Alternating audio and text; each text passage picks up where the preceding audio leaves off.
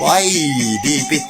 sano teillekin, kannattaa joskus istua paikallaan jopa 10 senttiä ajalla, joka tyyli kun myyti päätyy määrä. Sellainen rytmikä,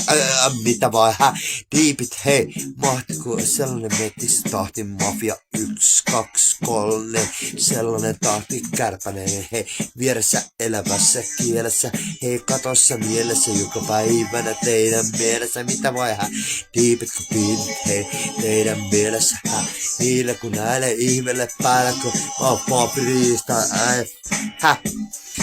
tällainen aivot raavat taidot, mitä vieressä oleva kokevan mitä just parhaat ja sieltä juurikin ei kahta sanaa kuin muuta kuin tapa moista kuin toista.